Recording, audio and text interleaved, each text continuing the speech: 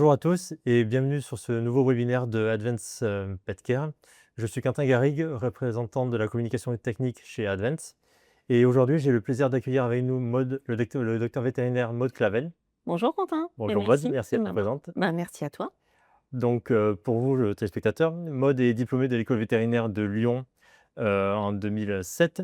Elle a ensuite été titulaire d'un CES en diététique canine et féline en 2015. Elle est également consultante exclusive en nutrition et intervenante, référente de l'hôpital vétérinaire de Onlivet, près de Lyon. Et enfin, elle est également membre du conseil de l'AFVAC, Rhône-Alpes, donc sacré pédigré. Merci Quentin. Merci à toi. Et du coup, pour commencer, directement cette session, j'ai une première question pour toi, pour, rentrer directement dans le sujet. Donc en fait, pourquoi ce sujet? Pourquoi, ce fait de convaincre les vétérinaires, de l'importance de la nutrition, c'est quelque chose d'important pour toi? OK.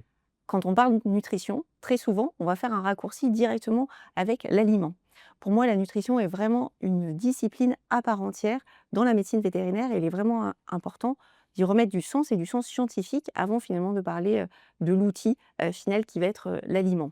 Donc c'est vraiment important de pouvoir être convaincu pour la profession pour laquelle la nutrition est toujours un domaine un petit peu difficile pour différents aspects et on va en parler, aujourd'hui. Donc être convaincu que la nutrition a une place importante, dans notre, quotidien, dans notre profession, eh bien, c'est être convaincant auprès des propriétaires pour lequel, on l'a vu depuis, quelques années, ils sont très challengeants, dans leurs différentes demandes et attentes en matière de nutrition. D'accord, donc c'est très clair, merci. On voit bien les enjeux qui sont là. Et d'ailleurs, en parlant de ça, du coup, pour débuter ce webinaire, rentrer dans le vif du sujet, quels angles penses-tu sont importants pour, sensibiliser les équipes vétérinaires aux enjeux de la nutrition? Alors, j'ai identifié, 4 piliers, 4 enjeux, qui me paraissent importants pour finalement que l'équipe vétérinaire soit convaincue de la place de la nutrition, dans leur quotidien pour à l'issue être convaincant. Alors le premier enjeu qu'on va retrouver, c'est un enjeu financier parce qu'effectivement, il ne faut pas se le cacher, faire de la nutrition, parler alimentation, prescrire un aliment, ça va déboucher sur une vente et aujourd'hui le marché du pet food est un marché qui est, extrêmement important d'un point de vue part de marché. Donc c'est un revenu non négligeable, pour la clinique, vétérinaire. Deuxième point, on va bien sûr faire un focus sur les attentes, des propriétaires.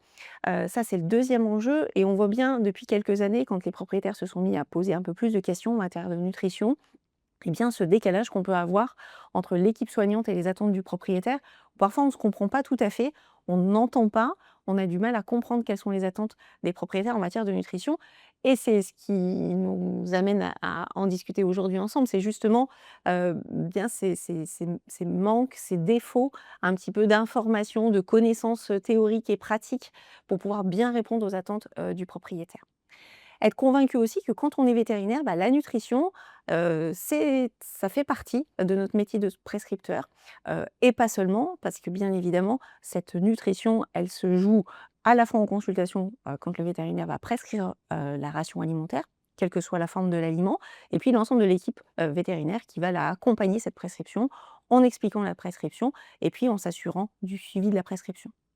Et puis, dernier point, je sais ô combien c'est le plus important, pour les, vétérinaires et leurs équipes, c'est de se sentir légitime quand on va parler nutrition. C'est ce qui nous manque finalement, une fois qu'on est convaincu, pour être vraiment convaincant et pour pouvoir échanger facilement avec le propriétaire et faire passer des informations. Et cette légitimité, elle va passer bien évidemment par de la formation, théorique, c'est pour ça qu'on est là aujourd'hui, pour vous apporter quelques éléments, mais aussi, par le côté, la praticité, savoir bien gérer sa consultation, répondre aux objections, des clients. Donc une fois, je dirais qu'on a vu ces différents enjeux, eh bien on est je vous l'espère, convaincu pour être complètement convaincant quand vous allez parler, nutrition animale. Très bien. Donc du coup, comme tu l'as dit, il y a des enjeux, plusieurs, en commençant par le premier qui est l'enjeu financier. Du coup, quels sont les principaux éléments de cet enjeu financier pour les propriétaires et les vétérinaires? Donc, Alors c'est vraiment important de et vous le savez, hein, ce marché du pet food, il est justement très challengeant, pour nous vétérinaires et équipes vétérinaires. C'est qu'il y a une offre aujourd'hui sur le marché qui est, pléthorique. Alors même moi en tant que consultante exclusive, hein, mais les propriétaires que je vois vont toujours me parler d'un aliment que je ne connais pas. Donc preuve que ce marché du pet food est effectivement, très, très important. On va avoir quelques données, hein, de la FACO, qui est donc une association d'industriels, européens qui se sont regroupés et effectivement, on se rend compte que, bah, ce marché du pet food, il est quand même très, très important. Aujourd'hui, en France, on va retrouver 39 usines de production du pet food. Donc on en a à peu près, partout autour de chez soi, plutôt, dans l'ouest de la France, on va le voir. On a 80 des aliments, vendus en France qui sont fabriqués en France. Donc là encore, hein, pour répondre aux objections, ou aux attentes des propriétaires, ben oui, les aliments, qui sont fabriqués, pour la plupart sont fabriqués en France ou en Europe. Donc on va avoir effectivement ce côté, réassurant. On se rend compte aussi, hein, que c'est un marché, des parts de marché qui représentent, bah, beaucoup, beaucoup de milliards, d'euros. Ce qui explique aussi pourquoi on a beaucoup d'industriels qui vont se mettre sur ce marché-là, beaucoup de nouveaux industriels qui vont être assez challengeants puisque, souvent par un marketing, assez, imposant, eh bien vont arriver à convaincre, les propriétaires effectivement de se tourner vers ce type d'aliments. Beaucoup de matières premières utilisées, différentes sources de matières, premières là aussi utilisées et en Europe, on a l'ensemble, des matières premières qui viennent directement, des pays européens.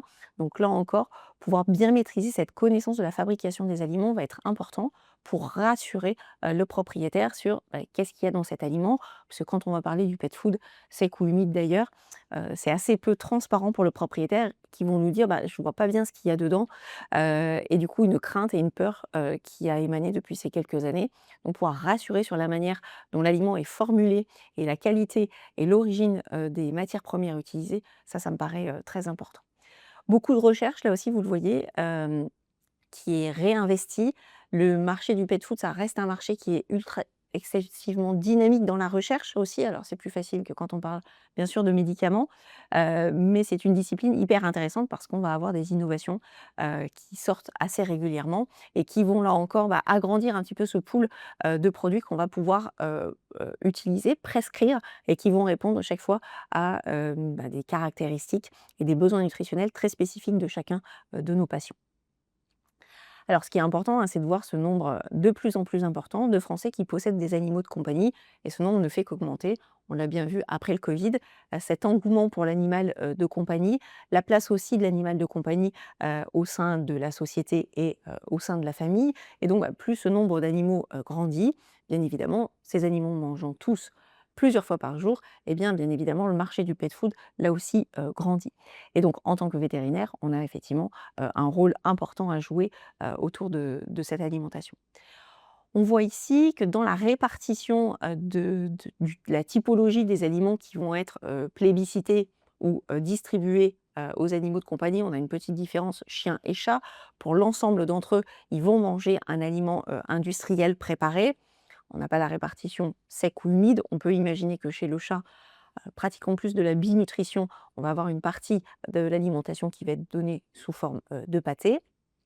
Et puis, une partie effectivement de ration ménagère un peu plus importante chez le chien que chez le chat et une autre partie avec du mixte. Aujourd'hui, c'est vraiment une demande qui émane aussi, on le verra, des propriétaires sur, la facilité de donner un aliment industriel complet, équilibré et le côté un petit peu plaisir, qu'ils vont retrouver, dans, la ration ménagère ou dans d'autres alimentations un petit peu moins conventionnelles.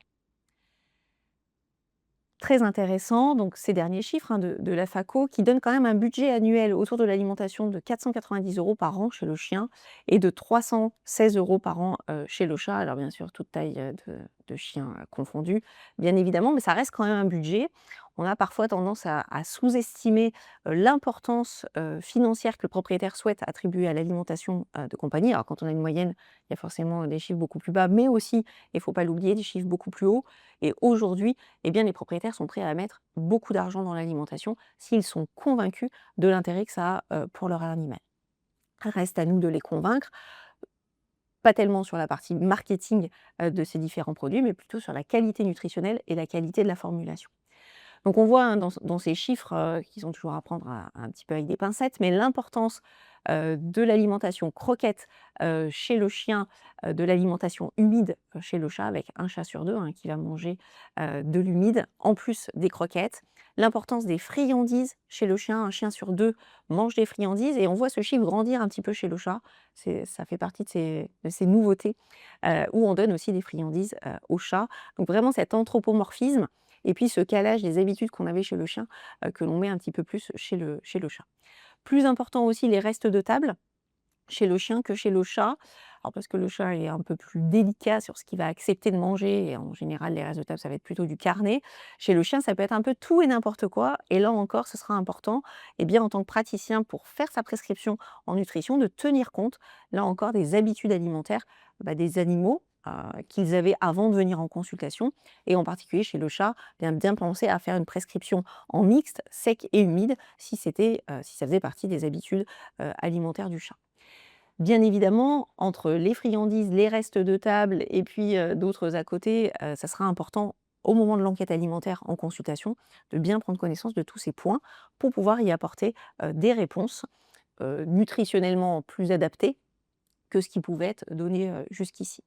Donc cet enjeu, il est important autour de l'aliment, autour de l'aliment un peu complémentaire, si je puis dire, sur effectivement la friandise et toujours, garder à l'esprit ce côté plaisir, en nutrition qu'on n'aura peut-être pas dans d'autres disciplines de la médecine vétérinaire, mais on va être confronté à ça, à ce côté, très, sentimental que le propriétaire entretient avec son animal de compagnie. Alors je sais que dans la profession, on est toujours très challengé, de plus en plus avec, l'avènement, l'arrivée, des ventes sur internet en disant: «Ouh là là, c'est la cata, les propriétaires achètent sur internet, on perd cette part de marché financière». Alors oui, c'est vrai, hein, que les ventes, internet ont beaucoup progressé ces dernières années. Aujourd'hui, j'aurais tendance à dire que notre principal, et ça n'en est pas réellement un concurrent, ça reste, l'animalerie, puisque, notre principal concurrent, ça reste, les grandes surfaces. C'est à peu près 50 des ventes. Peut-être que notre réel concurrent, d'humain à humain va rester plutôt l'animalerie, hein, qui est un circuit de vente plus proche de la clinique vétérinaire que ce qu'on va retrouver sur internet. Donc la question, c'est de bien comprendre en fait que va chercher notre consommateur, comme avantage, prix, marketing, typologie de produits, donc ces différents, espaces de vente et bien comprendre effectivement comment consomme le consommateur, aujourd'hui pour pouvoir caler effectivement, et reprendre un peu sa place en tant que certes prescripteur, parce que ça c'est 100 de notre place, mais également, vendeur d'aliments. D'accord. Donc, en effet, on l'a vu, la nutrition représente un enjeu financier majeur, que ce soit pour les propriétaires, mais aussi pour le marché en général. Mais du coup, est-ce que ça représente un enjeu important financier pour les entreprises vétérinaires? Parce que j'ai l'impression que c'est pas forcément quelque chose qui est tout le temps évident, pour elles. Du coup, toi, qu'est-ce que tu en penses par rapport à ça? Alors, il y a 2 aspects, effectivement, quand on parle nutrition, il va y avoir un enjeu financier sur la valorisation et la vente de la consultation en nutrition et ça, c'est vraiment notre cœur de métier et ce conseil, il est important qu'il soit valorisé et valorisé financièrement. Je sais ô combien les vétérinaires et les assistantes, quand ils sont convaincus de la partie de la nutrition, sont capables d'en parler, très longtemps. C'est pas toujours facile de passer le gap et de, facturer cette consultation de nutrition et ce conseil. Souvent, par défaut de légitimité, mais même quand la compétence est là, il est toujours plus difficile dans notre cœur de métier, de valoriser effectivement ce conseil verbal et cette prescription, en nutrition. Donc ça, c'est le premier aspect, 1er enjeu financier qui touche vraiment notre cœur de métier sur la partie acte vétérinaire et puis il y a un deuxième enjeu en face, c'est quand on a, effectivement, valorisé déjà son acte vétérinaire, dont découle une prescription et bien de ne pas perdre de vue qu'on peut aussi vendre cette prescription comme on va vendre des médicaments quand on va faire une prescription médicale et donc là encore, bien sûr qu'il y a un enjeu financier qui est relativement fort en fonction effectivement des différentes marges que l'on peut dégager autour, du pet food. Effectivement, 17 mars 2020, je vous partage, une photo, un de ces rayonnages, vides, où, quand on a su qu'on allait être confinés pour le covid et bien, les propriétaires, la première chose auquel ils ont aussi pensé, c'est d'aller acheter, de l'aliment pour leurs animaux, puisqu'on ne savait pas combien de temps ça allait durer, et d'en acheter dans une clinique vétérinaire. Donc vraiment, ça a été un moment, je dirais, assez fort émotionnellement. Enfin, moi, je travaillais ce jour-là, se dire, on a toujours l'impression qu'il y a un désengagement sur d'autres filières d'achat et non le propriétaire, il trouve ça complètement légitime et normal d'aller acheter, un aliment pour son animal finalement, chez un vétérinaire, tout comme ils ont dû dévaliser les autres circuits aussi de distribution. Mais du coup de se dire: «Bah oui, ils pensent quand même à nous», ça valorise là aussi, cet aspect où on a un rôle à jouer, une offre d'aliments à proposer au sein de la clinique.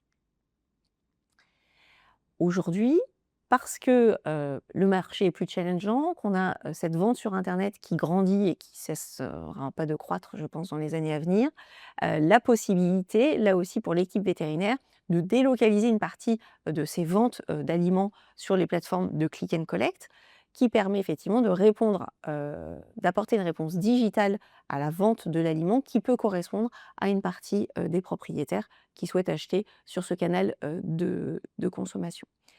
L'utilisation des click and collect, elle doit être, très judicieuse et répondre à vos besoins. Donc important de se poser la question de: «Quel est mon besoin sur la vente en digital, par rapport à ma clientèle?» Et finalement chacun sa réponse, entre, les lieux de votre lieu d'exercice, votre place, votre disponibilité, votre lieu de stockage, la typologie, de la clientèle, pour savoir finalement vers quel outil se tourner pour que, là encore, il soit le plus performant possible.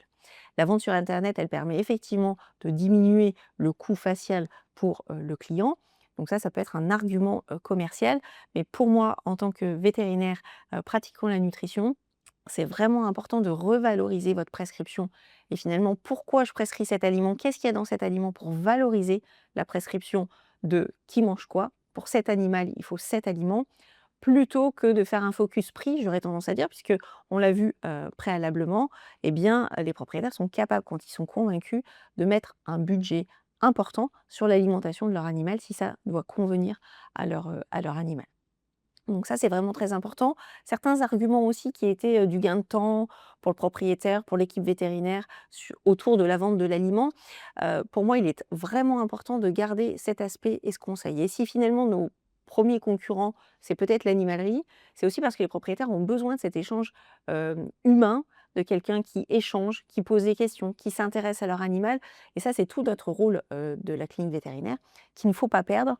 Et donc cette vente sur internet, c'est pour moi un outil parmi tant d'autres, mais il est important que ce client qui est commandé, en ligne, eh bien, puisse retrouver un accueil, une personnalisation, qu'on pose des questions de comment va son animal de compagnie. Si on a fait une prescription, même en physiologie, c'était, ben, pour, des besoins qui répondaient, un besoin, physiologique ou pathologique, avec une réponse à un instant T avec un aliment et donc se poser la question dans l'avenir, comment évoluent les besoins et est-ce que cet aliment, il est toujours, bien adapté?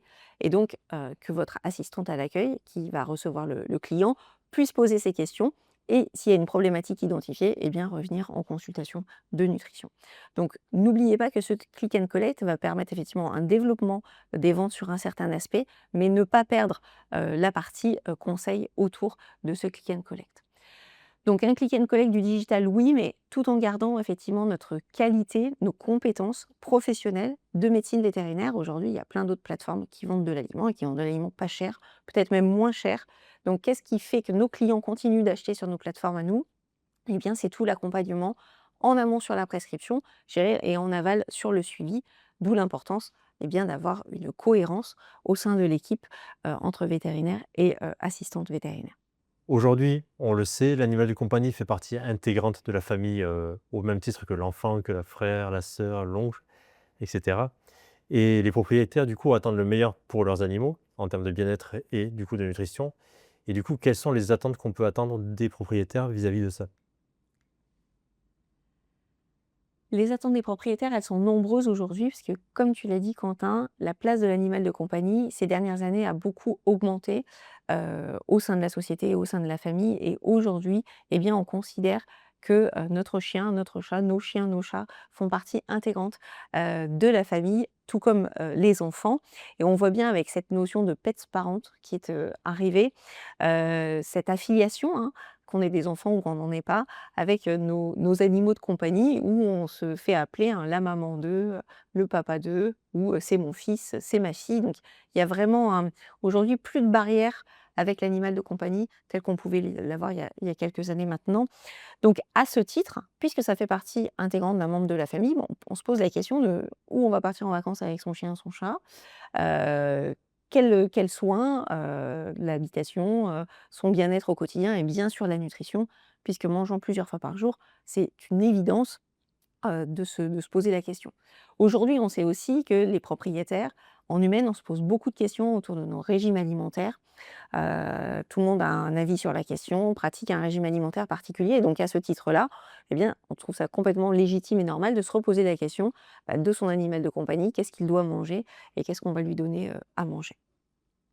Donc on va avoir effectivement une implication forte, des propriétaires qui vont considérer, hein, pour certains, que ça fait partie finalement même des fois, pour un jeune couple, du premier enfant de la famille ou du ça dépend à quel moment de l'acquisition ou du dernier enfant, de la famille et donc vouloir, le meilleur, pour ses animaux de compagnie. Perdez pas de vue, ça c'est très important, on aura l'occasion d'en reparler, dans d'autres modules, cette importance de toujours vouloir le meilleur pour son animal de compagnie, même si parfois dans le choix, eh bien, nous, en tant que professionnels, on se dit: «Bah, c'était pas le bon aliment», vraiment, voilà, le propriétaire aurait pu s'en douter, peut-être trop de marketing, peut-être pas adapté. Gardez toujours à l'esprit que le propriétaire veut toujours le meilleur pour son animal et donc gardez aussi à l'esprit de ne pas faire culpabiliser le propriétaire dans son mauvais choix ou son choix non optimal autour de l'alimentation parce que, bah, finalement, il a été un petit peu dupé, par certains, marketing. Donc ça, c'est vraiment important. Et puis ce lien social, on l'a tout au long de la vie de l'animal et on le retrouve, et du propriétaire bien sûr, cette importance, chez les personnes âgées, qui vont avoir des animaux de compagnie, qui va leur permettre effectivement de maintenir, un lien social, de discussion pour les personnes isolées, mais aussi, eh bien, un lien plus dynamique. Eh ben, quand on sort son chien, ça fait marcher et donc là encore, notre rôle à nous, c'est de bien comprendre ces, attentes, leur mode de vie et de pouvoir répondre au plus près, effectivement, à, ce binôme propriétaire animal de compagnie. Comprendre comment il fonctionne, pour comprendre les attentes et apporter, des éléments de réponse. Et on voit bien qu'en fonction de chacun des profils de nos propriétaires, ils vont avoir des modes de vie différents, des attentes différentes, des budgets différents, des idées différentes, hein. Quand vous êtes face à quelqu'un pour qui c'est son 10e chat, bien évidemment qui va vous, apporter des éléments de comparaison avec, les autres, animaux. Des gens qui sont très disponibles, des gens qui sont peu disponibles et là encore, c'est nous en tant que professionnels de bien comprendre, l'environnement, dans lequel l'animal vit pour pouvoir proposer une solution qui soit adaptée, bien évidemment, à l'animal de compagnie. Quand on parle de nutrition, on prescrit toujours un aliment qui correspond aux besoins nutritionnels de notre patient, mais en tenant compte, eh bien, des possibilités ou des impossibilités pratiques, hein, financières, techniques pour le propriétaire pour mener à bien cette prescription en nutrition. Sinon, malheureusement, bah, comme tout traitement, on a un échec d'un point de vue observance. Et donc, à chaque profil type un peu de propriétaire, on va être confronté à certains types d'objections dont ce sera à nous, praticiens et l'ensemble de l'équipe vétérinaire, de pouvoir y répondre au mieux. Donc voilà, une petite illustration pour vous montrer ben, qu'on n'oublie pas les animaux de compagnie où que l'on aille et qui font partie intégrante de notre vie et de nos attentes et de leurs attentes. Du coup, une autre question pour les propriétaires, c'est que leurs attentes sont nombreuses, donc comme on a pu le voir, sauf que l'offre augmente aussi de plus en plus. Il y a de plus en plus d'offres, de choix possibles pour les propriétaires et du coup, ils se retrouvent parfois perdus et ont besoin d'exprimer des besoins ou des envies particulières un peu différentes. Donc comment gérer par rapport à ça? Alors, il est évident qu'en nutrition, cette observance du traitement, c'est tous les jours et même plusieurs fois par jour. Donc, se rendre compte aussi que c'est important pour le propriétaire. Alors, ça fait partie des motifs de consultation fréquents, l'anorexie ou la diminution de la prise alimentaire, parce que ils mangent tous les jours et plusieurs fois par jour. Donc, c'est plusieurs fois qu'ils sont confrontés, plusieurs fois qu'ils vont effectivement en parler, communiquer avec des amis, la famille, etc. Parce que Internet, bien évidemment, maintenant l'intelligence artificielle qui est consultée sur qu'est-ce que je peux donner à manger à mon animal de compagnie. Donc depuis une dizaine d'années, on a ces nouveaux arguments, ces nouvelles envies de la part du propriétaire où ils veulent plus de croquettes.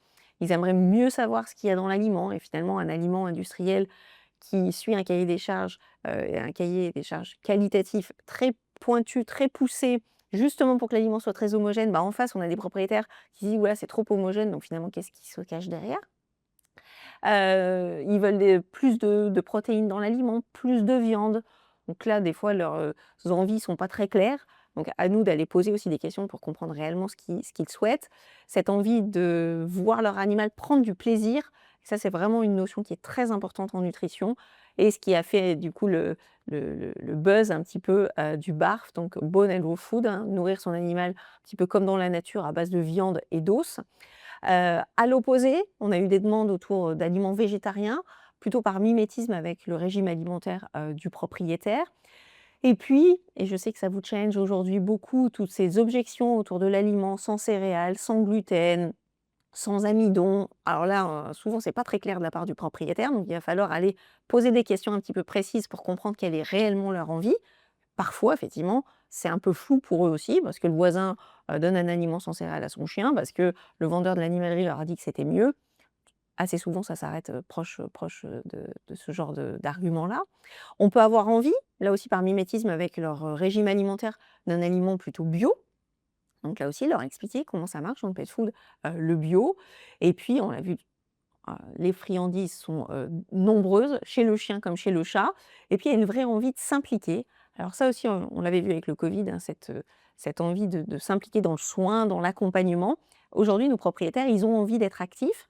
C'est pour ça que ces nouvelles modes non conventionnelles prennent un peu le pas, tout comme la ration ménagère, parce qu'ils ont envie de passer du temps, ils ont envie de bien faire, ils ont envie que leurs animaux prennent du plaisir au moment du repas. Et donc là encore, bah, la friandise, donner une friandise, quelque chose qui fait plaisir, et pourquoi pas aller jusqu'à préparer la friandise maison. Là encore, on va avoir des demandes. Et puis on a une partie des propriétaires qui se posent aussi des questions, sur l'impact écologique aujourd'hui, du pet food et des animaux de compagnie, au global, et vont peut-être se tourner vers des aliments, là encore, qui prônent, des valeurs écologiques, différentes. Et donc tout ça, c'est effectivement des questions auxquelles il faut, pouvoir en discuter facilement avec le propriétaire, comprendre un petit peu là où il se positionne et apporter les éléments de réponse, en fonction. Et c'est vrai que c'est très compliqué, très complexe pour eux d'aller choisir un aliment puisque, comme tu l'as dit Quentin, l'offre elle est, énorme dans tous les circuits de distribution. C'est forcément toujours l'aliment, le mieux, pour nourrir leurs animaux avec pourquoi pas des mimétismes, hein, de races, des images, des ingrédients beaucoup plus valorisants qui vont valoriser, l'aliment. Et donc, bah, le propriétaire, c'est l'objectif, hein, du marketing, bien évidemment, c'est d'aller convaincre le consommateur. Donc le propriétaire, il se dit: «Ben super, c'est la même photo que mon chien, c'est la même race de chien, super, je vois des ingrédients qui me paraissent hyper qualitatifs, donc je vais choisir, cet aliment-là». Et donc, c'est complexe pour eux aussi quand ils vont aller sur le digital, d'aller, voilà, ils vont taper le nom d'un aliment diététique, ou physiologique, et là apparaît tout un tas, d'images qui sont pas toujours corrélées réellement à la demande, hein. Vous savez que quand on fait une recherche sur Google, eh bien, il y a des liens sponsorisés, donc il peut sortir un aliment qui n'a rien à voir avec la requête, et donc, bah, finalement, dans le marketing, parfois, c'est aussi écrit dans une langue étrangère. Le propriétaire comprend pas toujours et finalement, si ça sort en premier pour lui, c'est que c'est l'élément, enfin, ou l'aliment qui est le plus plébiscité. Donc là encore, attention, c'est important d'y remettre du sens, de les alerter sans les faire culpabiliser sur effectivement le choix, de l'aliment. Et puis parfois, le marketing, il est tellement bien fait que, eh bien, pour la même dénomination, cible pathologique, hein, je pense en particulier, eh bien, derrière, la formulation va être différente. Et donc ça, c'est important que vous vous réappropriez les formulations, des industriels avec lesquels, vous travaillez, pour lesquels vous prescrivez les aliments. C'est de bien comprendre comment finalement ce qui se cache derrière, l'appellation, les allégations, en termes de formulation, pour bien expliquer pourquoi on prescrit cet aliment qui s'appelle, telle allégation, et bien qu'est-ce qui se cache derrière. Alors bien sûr, les alerter sur toutes les notions de bullshit marketing, c'est important. Je pense qu'il ne faut pas non plus y passer trop de temps. Retenez bien à l'esprit qu'aller critiquer ou aller dépouiller un petit peu le sac et le marketing du sac qu'il venait d'acheter, bah, assez souvent, c'est pour y trouver des choses assez négatives. Et donc du coup, voilà, si on fait ressortir que des éléments négatifs ou de bullshit, eh bien, le propriétaire pourrait culpabiliser en se disant: «Bah mince, j'ai pas vu, je savais pas, j'ai mal fait». Et du coup, on est dans une communication qui va être moins positive avec le propriétaire et pour lequel derrière, ben, finalement, le message que vous allez avoir à faire passer peut être plus difficile s'ils se sont refermés. Donc, dans mon expérience, moi, je m'intéresse bien évidemment plus aux habitudes alimentaires que réellement à l'aliment qu'ils donnaient avant, finalement pour faire un peu l'impasse et se dire: «Bah, à partir d'aujourd'hui et du constat clinique que l'on fait en consultation, Eh bien, à partir de maintenant, il a tel besoin nutritionnel et on va les couvrir avec tel type d'aliments. Donc, perdez peut-être pas trop de temps à aller critiquer, même si ça vous paraît positif, l'aliment que donnaient les propriétaires au préalable. Et puis, c'est vrai qu'on est challengé dans ce domaine de la nutrition parce que c'est vrai aussi, on ne se l'approprie pas toujours à la hauteur de ce que l'on devrait et que le propriétaire eh bien, va être sensible aux conseils au départ de l'éleveur qui effectivement a de l'expérience, hein. Vous avez tous entendu les clients dire oui, bah, l'éleveur, ça fait 20 ans qu'il élève des huskies, donc lui, il s'y connaît super bien en nutrition du husky.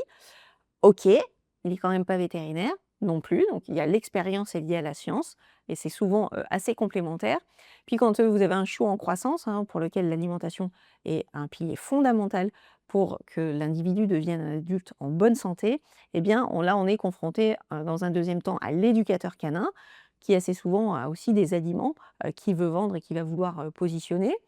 Et puis, bah, parce qu'on promène son chien, on va aller lui acheter un collier, un harnais, une nouvelle laisse et hop, passage à l'animalerie où là encore, eh bien, le vendeur d'animalerie, il a lui aussi, des produits à proposer. Donc dans cette première année de vie, nos propriétaires sont confrontés à plein d'interlocuteurs, professionnels pour la plupart, qui ont un mot à dire en nutrition. Alors, c'est pas forcément toujours, à l'encontre, hein, de la prescription et réellement des besoins, mais voilà, pour eux, ils sont un petit peu perdus et ils savent pas, qui croire. Et puis, ben, parce qu'ils ont passé le week-end ou, des fêtes en famille et bien, dans la famille, il y a quelqu'un qui a un truc à dire, les amis, les voisins, donc ils sont tiraillés un petit peu, dans ces différents aspects. Perdons pas de vue non plus, notre rôle, sur les différents, sujets en médecine. Donc, au-delà des demandes des propriétaires, il y a aussi le cœur de métier en tant que vétérinaire qui est le soin, évidemment, mais aussi la médecine préventive. Et du coup, par rapport à ça, toi, en tant que vétérinaire, comment tu intègres la nutrition dans ta pratique quotidienne ou comment tu pourrais le conseiller, du coup, à tes compatriotes? Alors, la nutrition, ça reste, une discipline qui permet finalement d'avoir 2 axes, d'action, donc ce qui en fait toute la richesse, hein, parce que je vous rappelle 100 de nos patients sont des patients en nutrition et nos autres, collègues spécialistes, bah, peuvent pas forcément, en dire autant. On a un premier pôle, très important sur la médecine préventive qui aujourd'hui effectivement est assez peu valorisée, dans notre cœur de métier, et pourtant c'est quand même important, bien de ne pas tomber malade et l'alimentation, Hippocrate disait que ton aliment soit ton premier médicament et ça c'est vraiment important. Parfois, j'ai la sensation, plus chez le propriétaire que chez le vétérinaire, ils ont envie effectivement ils ont pas envie que leur animal tombe malade, bien évidemment, et ils se rendent compte de l'importance de l'alimentation. Et cette importance, eh bien, effectivement, en médecine préventive, que ce soit de la croissance jusqu'au moment senior, il y a toujours une adaptation. Alors, c'est sûr qu'en médecine préventive, ça peut être assez simple parce qu'on va avoir des besoins physiologiques, finalement, hormis la croissance, mais à l'âge adulte, relativement standardisés quelque part. Même si le propriétaire a toujours à souhait que son animal, il ait des besoins particuliers et qu'il soit pas comme le chien du voisin. Parce qu'ils vous parlent souvent du chien du voisin, mais pour eux, c'est important de bien dissocier leur animal de compagnie et leur bébé du chien du voisin, bien évidemment. Et puis, on va avoir un regain, je dirais un petit peu d'intérêt sur l'animal senior, et ça vous le connaissez déjà en médecine de manière générale. Des fois, le discours, il se perd un peu, en médecine préventive, au-delà de la nutrition, pendant l'âge adulte, parce que globalement, tout va bien. Puis quand l'animal se met à vieillir, bah là, ça peut commencer à aller un petit peu moins bien. L'animal est moins actif, va avoir pris ou perdu du poids. Et là, on a un vrai rôle à jouer pour repositionner la nutrition si on avait perdu un petit peu pied pendant, cette période, d'âge adulte. Parce que parfois, on a répété, répété, répété des choses qui finalement n'émanaient pas d'attente ou d'envie du propriétaire. Et à ce moment-là, eh bien, parce qu'ils le voient décliner, bah, ils ont envie de tout faire. Et donc, on va pouvoir reparler de nutrition à ce moment-là. Au moment de l'âge senior, c'est là où on a un peu la bascule entre médecine préventive, aliments physiologiques seniors et puis de la pathologie. Et donc là encore, c'est important de revenir à notre cœur de métier. Pour faire une prescription en nutrition, il faut qu'on ait un diagnostic. Donc soit j'ai un diagnostic d'animal senior en bonne santé et je vais pouvoir prescrire un aliment physiologique type senior, soit à l'issue de mon bilan senior, gériatrique, de dépistage des différentes maladies chroniques connues chez le chien et chez le chat, de faire ressortir effectivement l'apparition ou la mise en place d'une maladie, d'une pathologie qui nécessiterait un aliment diététique à ce moment-là. on va avoir effectivement, une recherche, d'informations auprès de professionnels autour de la nutrition, dans différentes enquêtes, hein. Les attentes des propriétaires, c'est que ce soit le vétérinaire qui donne des conseils, de nos propriétaires et effectivement, les études montrent, hein, que seulement 8 des vétérinaires, vont faire une prescription, nutritionnelle et seulement 2 en consultation. C'est un peu comme si je vous disais, ben, à chaque fois que vous voyez une infection, on n'est que 2 à faire une prescription d'antibiotiques. Ça paraîtrait complètement incongru. Eh bien, voilà un peu les chiffres que l'on a aujourd'hui en nutrition et donc il va être important, eh bien, d'aller, bien au-delà pour répondre aux attentes, de nos propriétaires. Et donc du coup, tu nous as parlé de pathologie, enfin de prévention du coup. Est-ce qu'il peut être légitime d'utiliser la nutrition pour traiter des cas plus sévères de certaines pathologies, voire chroniques peut-être? Et qui dans ce cas-là, on parle plus de prévention, mais bien de, autre chose? Alors bien sûr, la médecine préventive, c'est une partie, mais ceux, que les patients qu'on voit à la clinique, le plus souvent, c'est aussi parce qu'ils sont, malades et la nutrition, bah, vous allez voir, elle a un rôle à jouer dans l'ensemble, des pathologies qu'on va pouvoir rencontrer. Alors ça paraît évident d'aller prescrire un aliment adapté à des troubles digestifs, par exemple, vomissements, diarrhée chronique ou aiguë, parce que, bah, l'importance du bol alimentaire, qui passe dans le tube digestif, forcément va avoir un impact direct sur les dysfonctionnements de l'ensemble ou d'un des organes, du tube digestif. Donc sur la gastroentérologie, on y pense facilement. Sur la dermatologie, bien évidemment, cet organe qui est le plus important de l'organisme va être très exigeant dans certains nutriments, en particulier en protéines, en lipides, en certains, micronutriments. Donc dès l'instant où on va avoir un trouble, cutané, on va y penser. Alors on y pense souvent allergie alimentaire, mais on pensera moins souvent à une dermatose, quelle que soit la cause. L'animal présente une allergie aux piqûres de puce par exemple, une brûlure, un délabrement cutané, de post-chirurgie effectivement et des cicatrisations un peu difficiles. À ce moment-là, l'organe peau qui présente une pathologie va avoir des besoins spécifiques et on doit faire une prescription en ce sens pendant la durée de la pathologie pour couvrir, ses besoins. Alors bien penser aussi qu'en termes de prescription, on prescrit à un instant T. C'est-à-dire que quand on va prescrire un aliment, on va le réévaluer et si, ce pourquoi on avait prescrit l'aliment, les signes cliniques ont disparu, eh bien on revient et on fait une autre prescription nutritionnelle. Donc bien garder à l'esprit que ce n'est pas une prescription pour les 10 ans à venir et que chaque fois qu'on va revoir l'animal, eh bien on va réévaluer ses besoins et proposer un nouvel aliment. Alors dans les maladies, urinaires, bien évidemment, les calculs, les lithiases urinaires, très connus, chez le chat, on va penser, à alimentation. Là encore, on parle aliment, forme de l'aliment, mode de distribution de l'aliment et en particulier sur les troubles urinaires, il va être très important d'aller aussi donner des recommandations autour de l'hydratation. Prise de poids, bien évidemment l'obésité qui est un fléau majeur, dans notre société aujourd'hui et qui touche beaucoup nos animaux de compagnie, bah, là on se dit bien sûr qu'il faut penser à alimentation. On pensera à alimentation mais aussi dépenses énergétiques puisque les 2 vont bien sûr, de pair. Et puis il y a certains domaines où finalement on va être un petit peu moins à l'aise, où on va pas y penser ou pas du tout. C'est, la cardiologie, hein. Un animal qui va présenter une affection cardiaque va avoir des besoins, là encore, nutritionnels très spécifiques, à différents stades. J'ai mon petit cavalier King Charles qui présente un souffle cardiaque et qui est obèse. Eh bien, ses besoins aujourd'hui, c'est de lui faire perdre du poids, puisque l'obésité étant une maladie inflammatoire, va aggraver cette cardiopathie. Et puis, une fois qu'il aura perdu du poids, en fonction de l'évolution de la maladie cardiaque, eh bien, à chacun des stades, un petit peu comme la maladie rénale chronique, on aura des adaptations nutritionnelles à proposer. C'est très facile parce que par mimétisme avec ce qui peut être fait en humaine, eh bien, la prise en charge nutritionnelle quand on a un problème cardiaque, c'est une évidence pour le propriétaire. Ça n'est pas toujours pour le vétérinaire. Donc, pensez à prescrire un aliment adapté au stade de la cardiopathie. On y pensera là encore pas toujours et pourtant c'est le motif, de consultation, c'est en cancérologie. Là encore, mon animal va avoir des besoins spécifiques, alors tout dépend à quel stade, hein, le diagnostic est fait.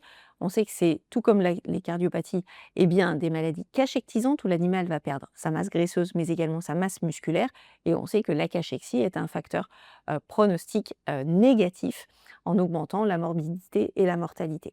Donc accompagner notre patient cancéreux en soins, ou en accompagnement d'accompagnement de fin de vie, c'est important parce que pour le propriétaire qui ne voit pas son animal manger tous les jours ou pas suffisamment tous les jours, eh bien, il est inquiet. Et bon nombre de consultations, je dirais en suivi en cancérologie, c'est qu'est-ce qu'il doit manger docteur? Docteur, il ne mange plus et de pouvoir apporter une solution tant sur la forme, là encore, de l'aliment et la formulation de l'aliment, mais aussi de la manière de le donner, de le distribuer pour qu'il soit accepté par l'animal. Dernier domaine où on pense moins ou pas du tout nutrition, c'est en neurologie. Et effectivement, que ce soit de la prise en charge nutritionnelle autour de l'épilepsie, en particulier chez le chien, puisqu'on sait que le traitement médical amène souvent à une baisse de l'état de vigilance et donc à un surpoids, mais également des nutriments très spécifiques au niveau du fonctionnement cérébral pour optimiser, tout comme le déclin cognitif qui est beaucoup plus fréquent puisqu'il touche l'ensemble des animaux, chiens comme chats, vieillissants. Donc vous voyez bien que finalement dans toutes les disciplines de la médecine vétérinaire, eh bien, il y a toujours une place pour la nutrition pathologique. Du coup, on arrive à la question cœur de notre thématique d'aujourd'hui, qui est donc comment convaincre les vétérinaires qu'ils sont légitimes pour parler de nutrition? Alors effectivement, pour que vous soyez, vous, vétérinaire, convaincant pour parler nutrition, il faut que vous soyez déjà effectivement convaincu que c'est important et que c'est surtout votre rôle et votre légitimité de parler nutrition auprès des propriétaires. Assez souvent, pour être légitime, il faut lever déjà ses propres freins, ses propres blocages autour de la nutrition. J'entends trop souvent: «Oui mais Maud, les aliments et en particulier les aliments de notre circuit de distribution sont trop chers, donc c'est difficile pour moi, d'aller positionner et d'aller conseiller, ce type, d'aliments». Ça les intéresse pas, je parle beaucoup nutrition, j'ai pas l'impression qu'ils soient beaucoup à l'écoute. Alors détrompez-vous, hein, c'est pas parce qu'ils n'écoutent pas ou ils vous sentent pas écouter aujourd'hui que le message n'est pas passé. Sans se mettre à la place des propriétaires, peut-être qu'ils sont pas dans une, situation apte à vous écouter aujourd'hui, mais répéter, hein, c'est le principe, de l'apprentissage. Donc c'est notre rôle de faire aussi la conclusion à chacune des consultations, de l'état des lieux un petit peu et des recommandations. Donc ne vous en privez pas, même si ça n'a pas l'air, ben, de faire mouche, aujourd'hui. Parfois, ils sont ingérables et je vous cache pas que, les propriétaires que je reçois en consultation de référé sont souvent des propriétaires très exigeants, dans les attentes, les envies et les objections. Donc ça va être à vous de garder le lead sur la consultation, de les cadrer effectivement et j'aurais tendance à dire c'est assez positif finalement. S'ils sont ingérables et qu'ils parlent beaucoup et ça part dans tous les sens, c'est que ça les intéresse. Donc on a vraiment notre rôle à jouer et à se poser la question. Alors pour vous partager une petite anecdote, j'ai eu, il y a une petite quinzaine de jours, une vétérinaire en formation qui me dit: «Mais tu te rends compte, ils ont acheté de l'aliment, en animalerie samedi et ils sont venus me voir lundi en me disant: "J'ai acheté l'aliment, qu'est-ce que vous en pensez docteur?"» Donc elle, elle le prenait de manière très négative en disant: «Bah, pourquoi ils sont allés chercher l'aliment ailleurs?» Et de mon point de vue, je trouvais ça plutôt très valorisant pour elle parce que certes, ils l'ont acheté ailleurs, mais ils ont besoin de cette caution, cette réassurance, et finalement, ils vont se tourner vers la personne qui leur paraît la mieux placée pour parler nutrition. Donc, croyez fermement, à la conviction des propriétaires que vous êtes légitime, et parfois c'est ce qui nous manque un peu.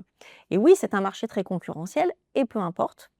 L'idée, c'est pas de vendre plus d'aliments qu'un autre, concurrent, ça va être effectivement de pouvoir répondre aux besoins de votre patientèle.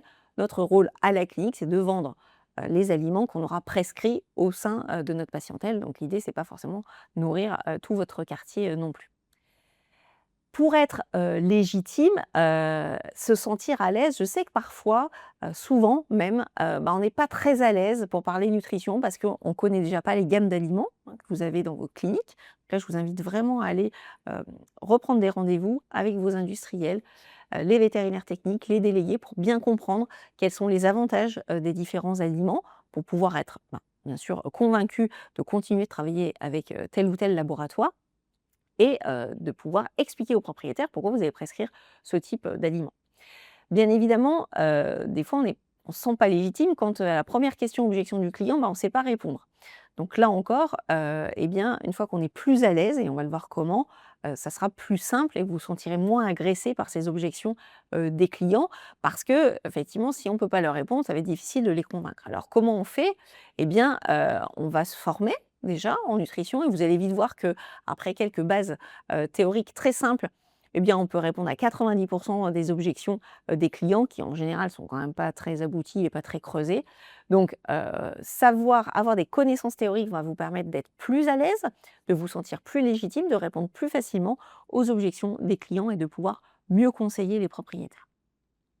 Alors, j'entends assez souvent me dire: «Bah, oui, mais c'est compliqué de parler nutrition en fonction de la personne qu'on a en face et en particulier sur l'aspect physique, du propriétaire». On me dit toujours: «Maud, comment tu fais pour parler, nutrition pour faire maigrir un chien quand le propriétaire est lui-même en surpoids?»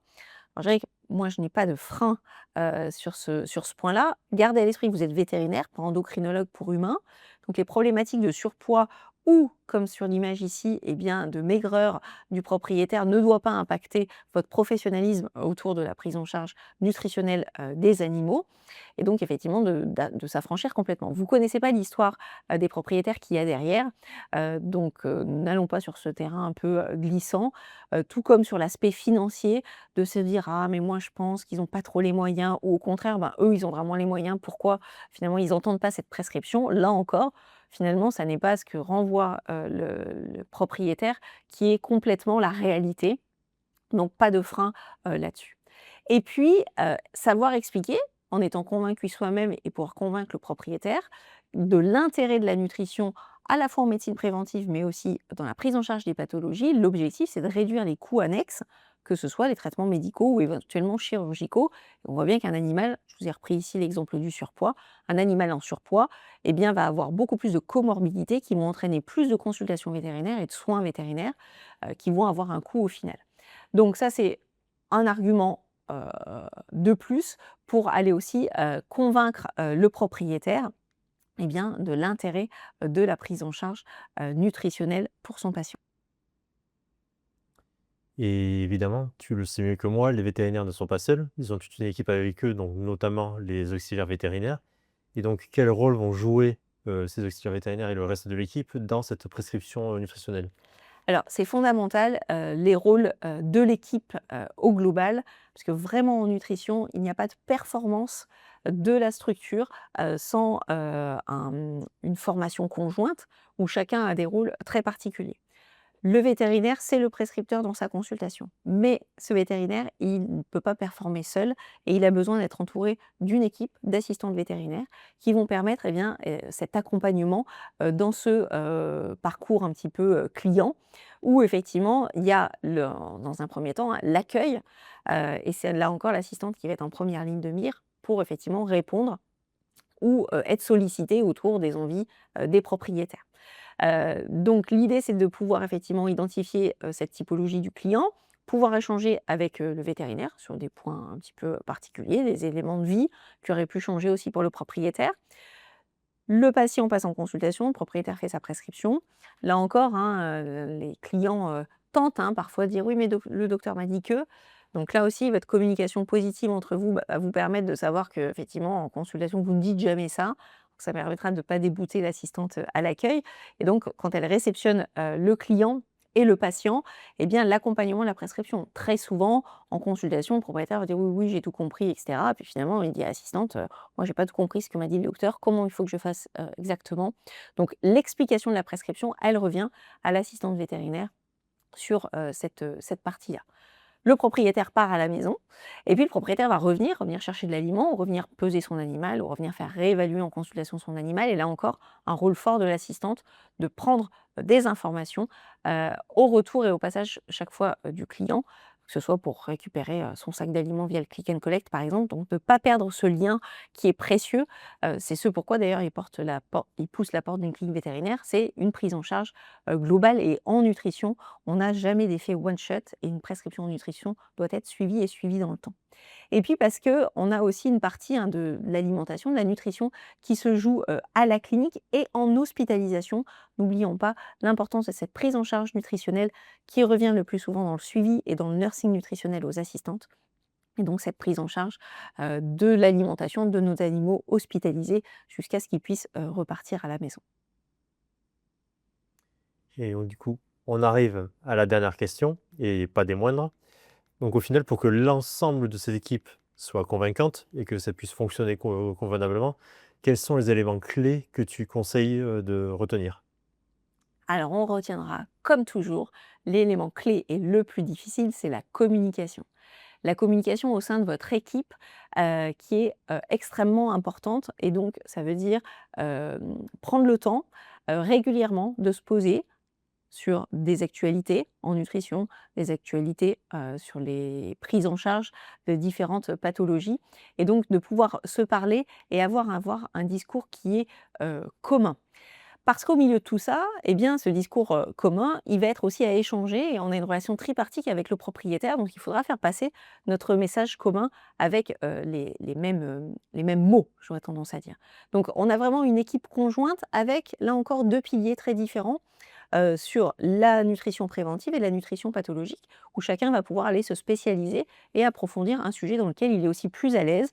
C'est pas forcément facile, de prendre en charge nutritionnellement une maladie chronique mortelle, typiquement la maladie rénale chronique ou la cancérologie. Des fois, on n'est pas très à l'aise avec ces pathologies-là. On va être plus à l'aise sur la partie prévention, accompagnement du chou en croissance, par exemple. Et donc, pouvoir identifier qui, dans l'équipe, est plus à l'aise sur la médecine et sur la nutrition préventive et sur la nutrition pathologique. Parler d'une seule voix, c'est aussi appeler, nommer, la même problématique, de la même manière. Quand on reprend, parce que c'est un sujet qui est quand même, très important autour de l'obésité, en fonction des mots que vous allez choisir, ça va impacter le propriétaire de manière différente et donc le message risque de ne pas être reçu de la même manière. Si quand vous avez un animal qui présente une note d'état corporel de 9 sur 9, vous dites: «Il est un petit peu rondouillé» ou «Il est obèse morbide», forcément pour le propriétaire, c'est pas du tout le même message qui passe. Alors parfois on se dit: «Bon, il est un petit peu rondouillé» parce qu'on n'a pas envie d'être méchant, pensant qu'il y a un critère de jugement alors que c'est un scoring purement, objectif, hein.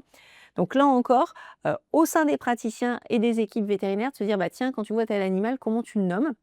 Et ça permet d'homogénéiser le discours pour que finalement le message perçu par le propriétaire soit relativement, similaire. Parce que vous le connaissez comme moi, quand on n'est pas très à l'aise, on a tendance à être un petit peu plus gentil et puis le propriétaire derrière, bah, il entourloupe en disant: «Oui, bah, votre collègue m'a dit qu'il était un petit peu rondouillé, donc c'est pas vrai qu'il est en surpoids, ou obèse». Donc là encore, c'est vraiment important pour performer d'un point de vue purement médical et nutritionnel et bien d'avoir, des discours qui soient, complètement, cohérents, les uns, des autres. Là encore, pour vous partager, une petite, anecdote vécue au sein d'une clinique vétérinaire, lors d'un accompagnement personnalisé à la clinique. La propriétaire rentre avec son petit chien. L'assistante lui dit: «Ben, est-ce que vous pouvez le peser parce qu'il me semble qu'il a grossi?» La propriétaire dit: «Il me semble pas». Alors là, pour le coup, une propriétaire avec une morphologie extrêmement sportive, un petit Jack Russell. Elle pèse le chien qui a le même poids que l'an dernier et quand le vétérinaire ouvre la porte, il dit: «Oh là là, mais qu'est-ce que Titus a maigri!» Donc effectivement, ça fait beaucoup, sourire la propriétaire qui se dit: «Finalement, mon chien qui a pas changé de poids, alors il peut avoir changé de morphologie, mais du moins il n'a pas changé de poids, bah, finalement la perception de l'ensemble et des 2 partenaires de la clinique vétérinaire est complètement opposée». Donc ça peut laisser planer un petit peu un doute, finalement, qui a raison, qui a tort?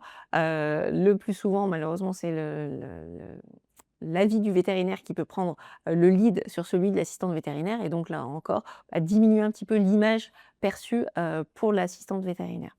Donc là encore, c'est vraiment très, très important et quand on a un doute, eh bien, le mieux c'est de ne rien dire. Comme ça, on n'a pas de problématique. Dans tous les cas, cette communication entre nous, mais aussi vis-à-vis du client, c'est toujours une communication qui se veut positive, qui doit s'accompagner de respect, hein, pas culpabiliser le propriétaire sur effectivement sa sensibilité à un certain marketing, pas le culpabiliser, sur un choix d'aliments qui aurait pas peut-être été pas optimal.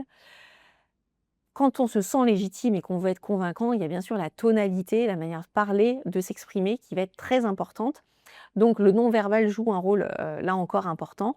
Ne soyez pas recroquevillés derrière votre bureau. C'est pas une honte de parler nutrition et si vous voulez effectivement que ça ait de l'importance dans la communication et que ce soit perçu comme important, il va falloir effectivement y donner, le ton, nécessaire et juste, pour en parler. Je sais ô combien, cette communication, alors elle peut être difficile avec le propriétaire, elle peut être très difficile aussi avec, ses collègues. Parce qu'on l'a vu tout à l'heure, hein, si on veut être à l'aise, ça veut dire qu'il faut se former. ça peut être, complexe, de se former tous ensemble, d'entendre le même discours. Donc souvent les formations, elles sont un peu dissociées.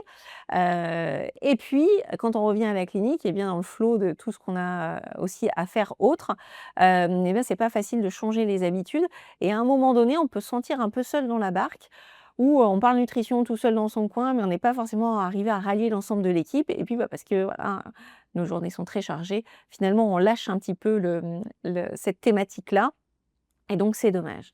Donc vraiment, quand vous vous formez en nutrition, quand vous voulez performer, quand vous voulez créer un nouveau service, développer, cette partie-là dans votre médecine, vétérinaire, eh bien ça va être important que ce soit là encore, eh bien du suivi. Comme on va suivre nos patients sur la prescription, eh bien il va falloir faire cette, formation, suivie, pas lâcher l'équipe. Je sais que les équipes sont mouvantes, qu'il y a des nouvelles personnes qui arrivent, donc il va falloir sensibiliser chacun des nouveaux, arrivants, eh bien sur cette thématique et cette problématique qu'est la nutrition.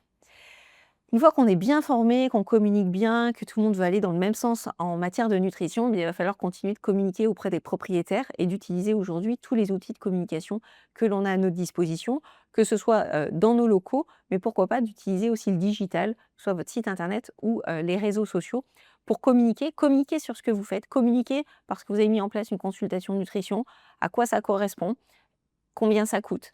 Qu'est-ce que le propriétaire va pouvoir, y trouver, comme réponse à ces nombreuses, questions, attentes, et envies en matière de nutrition?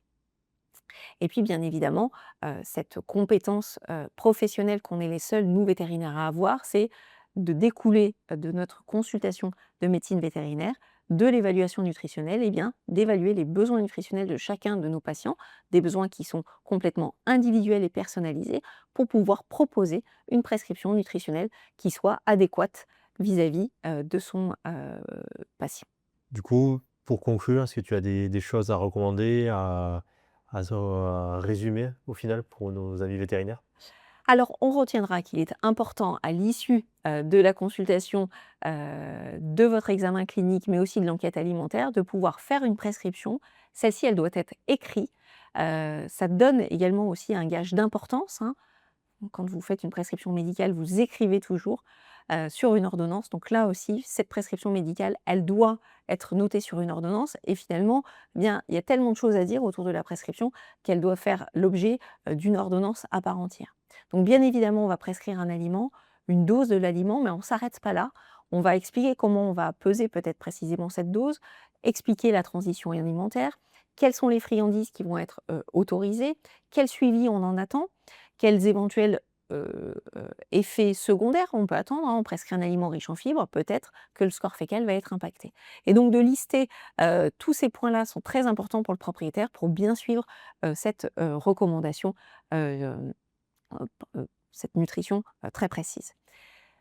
J'aimerais apporter un point de vigilance, autour, eh bien, de la formation et de l'engouement. Là, une fois que vous êtes convaincu que la nutrition est importante et que vous voulez être convaincant, bah, des fois, on est un peu convaincant et débordant. C'est-à-dire que, bien sûr qu'il faut en parler à chacun, des propriétaires, mais d'arriver, il y a le savoir et puis après il y a le savoir-faire. Arriver à, jauger, quelles sont les demandes du propriétaire. Si aujourd'hui il n'est pas très en demande, ne lui faites pas un cours de nutrition, vous risquez de faire, bah, l'effet inverse et d'être contre-productif.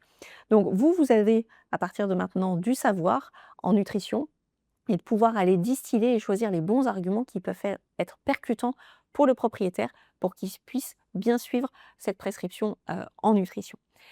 Donc il y a encore un peu de chemin, mais j'espère que aujourd'hui vous êtes convaincu que la nutrition a sa place dans votre métier du quotidien et sur aucun doute que vous serez d'ores et déjà convaincant auprès de votre propriétaire.